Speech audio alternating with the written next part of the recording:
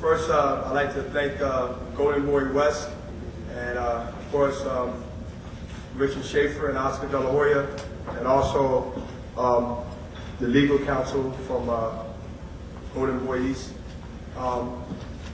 Worked hard through Saturdays, Sundays, days they probably would spend time with their family, and they made this deal come to fruition. But as has been reported through most of the people here in the media, on, off, in Philadelphia, Bernard Fernandez stayed on top of it, Tim Smith, and a lot of other writers here that stayed on top of it. And I can say that, you know, the reporting was accurate to the point where the fight was off, and then on, and then off. But it wasn't because of us. Yeah, okay, I'm biased, but it wasn't. It was because of something of what they call let it go. See, Jermain Taylor was a hairline fracture of not having the opportunity to become or make an attempt to be the undisputed middleweight champion of the world. Because of vendettas and feelings and overly emotional. I've never seen a man that emotional in my life. But anyway, this is about me and Jermain Taylor, Bernard Hopkins and Jermain Taylor. This is about July 16th. It's not about news, it's not about what he thinks. It's about Jermain Taylor and Bernard Hopkins, the present and the alleged heir apparent. You know I say that alleged, right? That didn't happen. But I got the wrong clothes on. We've been hearing students and other game and all this stuff, you know, teacher and all this. I heard that from many people. Can you have me that?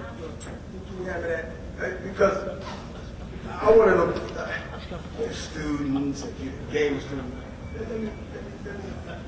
I want to be the professor now. You know, anyway, I want to be the professor, since we've been hearing about, you know, he's a good student, which he is, but a student. Well, I gotta put these. I feel like Red Fox, but look, I'm gonna wear him down here like I seen a photograph of a professor. And I'm gonna show tobacco in here, but I'm gonna hold it, you know, I got it right up. You know, a professor, well, that's fine. A richer one. No response. But let me tell you about the professor. Y'all got some pictures? Let me try one more time.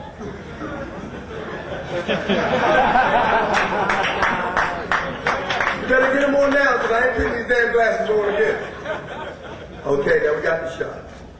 Well, let me tell you about the serious note about come July 16th. You got Joe Handel and his son Junior. I got a lot of respect for him. Done great cable and pay-per-view. I hope I'm saying it right. In Philadelphia and known around the world. I'm glad they're here from Philadelphia. The student has to pass the test. He has passed one test, though. He's in college now. And he's in college from now until this promotional ends.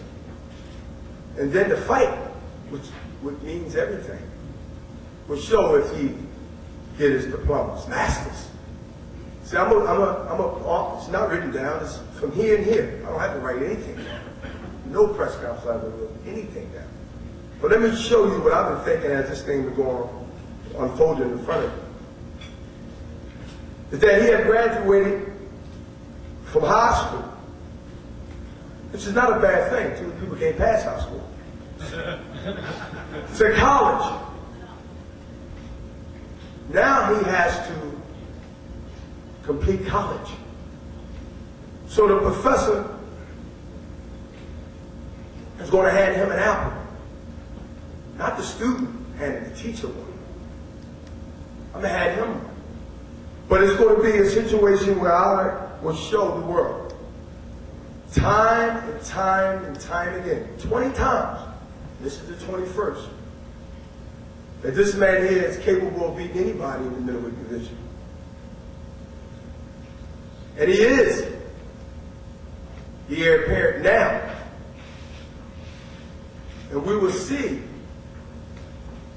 if he becomes the real deal July 16th. See, a lot of people was interested in more of what Bernard Hopkins looked like at 40 in the ring more than whether he beat me or not. That's the $1,000,000 question. So I want to promote that also. Yeah, I'm 40 and I'm proud to be. I'm not going to push my age down anyway, one day, 1 hour. Because I want you to remember that Lou and a lot of other people, not for negative reasons, but y'all use the word when you want to use it, or the number 40, as a thing of a point to make. But I want to make my point come July 16th. Remember, I'm 40 on July 16th. My birthday until January of 2006. So remember when you say, wow, remember to say 40. I'm looking for a Geritol commercial. Remember that everything that I do that surprises you in that break, that makes you say, check his birth certificate. He looks good. His body is chiseled. And he outspeeds and outjags and outwork the younger horse, or the younger thoroughbred, they call it. Bernard Hopkins' credentials, my record speaks for itself. I can't sell y'all nothing. Most of y'all been following me for over a decade. When I'm going to come up here and say I can fight, but all right, you got 20 defenses. Been undefeated since fighting to Great Roy Jones in '93. What can I sell y'all? It's Jermain Taylor who's had to prove to y'all that he's what his people think he is. And I'm telling you, like I told the 20 that came before him, that come Sunday morning, late wee hours and Saturday night, there's another press conference. Some fighters show, some fighters don't show up. But someone will have to explain to you and everybody else what happened. And it's not going to be me. And I will show up. That's the question that most people don't really realize. They get up here and they say this, they get up and say, Jermain's a nice guy. I ain't getting conned by that. But he's a nice guy. And he's had credentials to be the undisputed middleweight champion of the world when I'm gone. And really not even undisputed, because when I leave, belts is going to go all different places. We know that you better enjoy me now. Enjoy Bernard Hopkins now, whatever you think about me. Because once I leave, those 4 belts, WBO, WBA, IBF, and WBC, will go back into the wacky world of the politics of boxing and will be in 4 different people's hands when I leave. This is unique, very unique situation. And Jermain Taylor, right now, I believe in my heart, in his deeds and his work, earned his position to be here. No favors. No because he's bald-headed. Look like Haggard. Nice looking, as Lou said, nice guy. He earned it. So I'm not up here to bash my opponent. I don't have to do that anymore. I don't have to get in his head like that. I got other motivation. I have the biggest motivation not to think old, train old between now and the next 6 or 7 weeks. See, my motivation is not even breaking a record. I've done that. Done that. What is the motivation? See, in the courtroom, I can't speak. And you know I'm vocal. I'm dying. Because I can't represent myself. Not in that arena. Plus the lawyers are expensive. But in this arena, that square circle, I'm the jury, the judge, in the council. I am all those in three in that ring. I am in control. That's my ring. That's my courtroom. So I get a chance now to be vindicated. And you know what?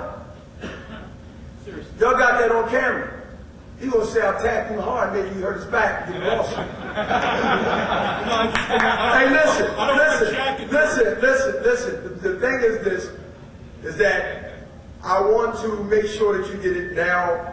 Bernard Hopkins' motivation, not to become old, not to think old, had the motivation to train like he did when he was coming up as a contender. So anybody want to ask me what keeps me going? Because I heard that question earlier today, and they was asking. I'm trying to cut through the chase and do a little shortcut to the future of interviewing me. I don't mind saying it over and over again to you, but I'm letting everybody know it like in one big catch. And I'm pretty sure when I get out west in another day or two, I'll let them know. When they ask me about motivation, I hope they read on the internet or on the papers what is my motivation. I think I explained that then. I am who I am. I am the best by most account in the world. By pay-per-view. Tell your family, tell everybody that this is the middleweight division at its best. So enjoy it while it's here. The best fights. I made it happen. Golden Boy made it happen. Richard Schaefer made it happen. And thank God for Al Heyman. Because I believe without Al Heyman stepping in and being a reasonable, sensible guy, not emotional, and Jermain Taylor won this fight, and Pat Burns, that Al Heyman made it happen through Richard Schaefer. So wherever you're at, Al Heyman, thanks for making this fight happen and not dying in the water.